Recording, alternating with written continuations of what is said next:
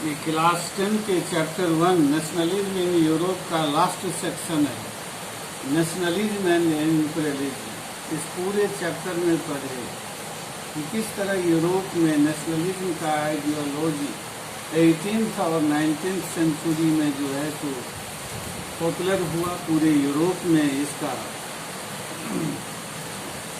प्रचार हुआ।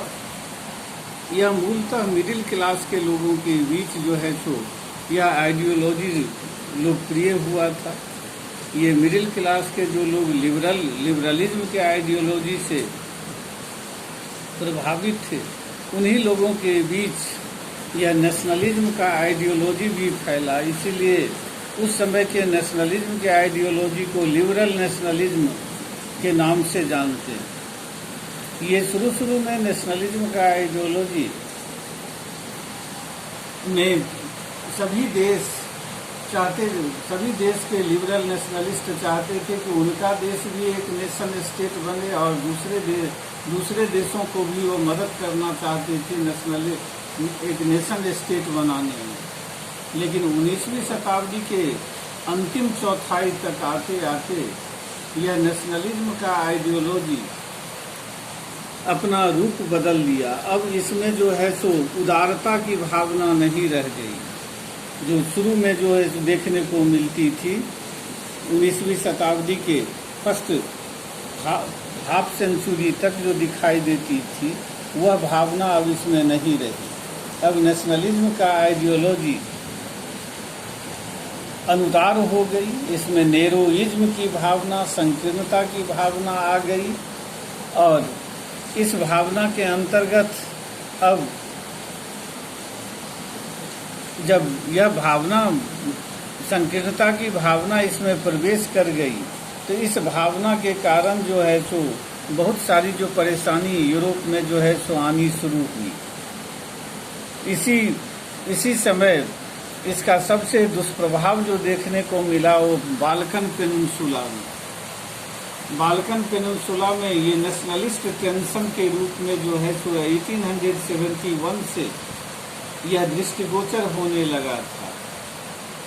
Balkan peninsula जो एशिया के नज़दीक यूरोप में स्थित है, यह ज्योग्राफिकली और एथनिकली यानी कि भौगोलिक और जातीय दृष्टि से ये बहुत तरह के जाति के लोग और बहुत तरह के भौगोलिक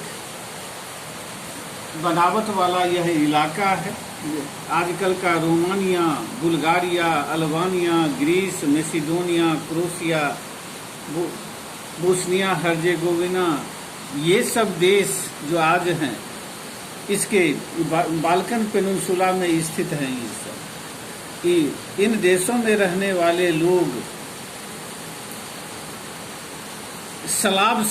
सलाब जाति के माने जाते हैं। बाल्कन पेनिनसुला पर उस समय ओटोमन एम्पायर यानी आजकल का जो टर्की नाम का जो देश है, उसका जो है सो कंट्रोल था। ओटोमन एम्पायर के रूलर जो थे वो मुस्लिम थे, जबकि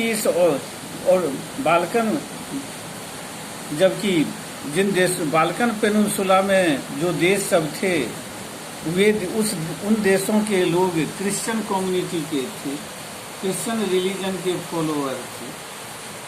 यहाँ इसी एरिया में रोमांटिक नेशनलिज्म का आइडियोलॉजी जब यहाँ फैला, तो यहाँ के देशों के लोगों, बाल्कन पेनिनसुला के देशों के बीच के लोगों को उनने अपने हिस्ट्री को खंगालना शुरू किया। अपने हिस्ट्री से उनको यह बात पता लगी कि 15th सेंचुरी में वे इंडिपेंडेंट कंट्री थे। उसके बाद जो है तो ओटोमन एम्पायर ने उनको अपने कंट्रोल में ले लिया।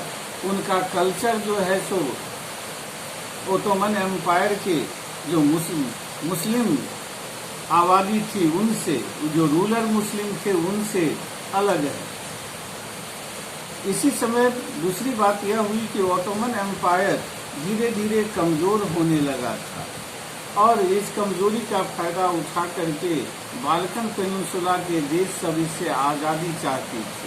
तो एक तो रोमांटिक नेशनलिज्म का आइडियोलॉजी दूसरा ऑटोमन एम्पायर की कमजोरी के कारण यह इसका डिसइंटीग्रेशन यानी इसका बिखराव, इसका टूटने की प्रक्रिया बड़ी तेजी से होने लगी और इसके कारण यह यहाँ की स्थिति बड़ा ही विस्फोटक बन गई।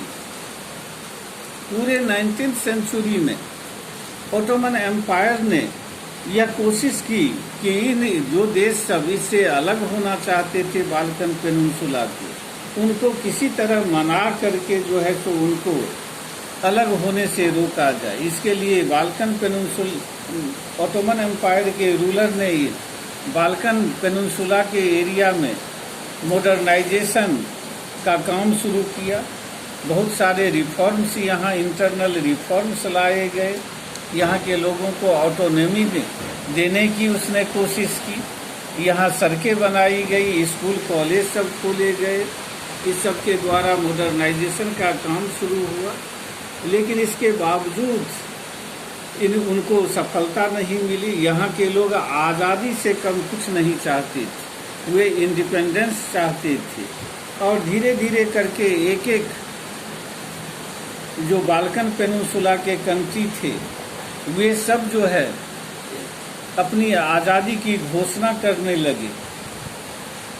और जब ये आज़ाद हो गए तो इन आज़ाद बाल्कन पेनिनसुला के कंट्री ने यह कोशिश की कि ज़्यादा से ज़्यादा एरिया को अपने कंट्रोल में लिया जाए। और इसके लिए वे दूसरे जो नए नए आज़ाद हुए इंडिपेंडेंट हुए कंट्री थे, उनके भी एरिया को वो चाहते थे कि अपने कंट्रोल में ले लें। नतीजा ये हुआ कि नए आज़ाद हुए ये देश आपस में ही लड़ने झगड़ने लगे। इसने स्थिति को और ज़्यादा खराब कर दिया।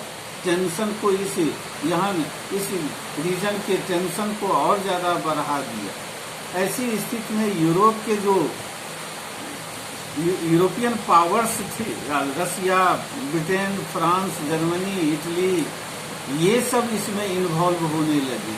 वे लोग जो है तो अपना इम्पीरियलिस्टिक जो एम था, उनका साम्राज्यवादी जो उनका उद्देश्य था कि ज़्यादा से ज़्यादा बाल्कन पेनिनसुला के कंट्री को अपने इन्फ्लुएंस में रखा जाए, अपने कंट्रोल में रखा जाए, उसके कारण जो है वे लोग यहाँ के बाल्कन पेनिनसुला के नए आज़ाद हुए देशों के मामले में वे सब इंटरफेयर करने लगे।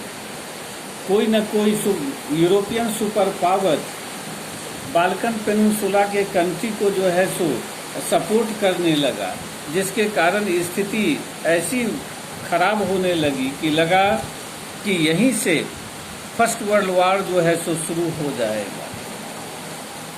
और इसका ऐसा हुआ भी कि 1914 में इसी रीजन से जो है सो फर्स्ट वर्ल्ड वॉर की शुरुआत हुई, जो बोस्निया हर्जेगोविना और सर्बिया के बीच विवाद बढ़ने लगा।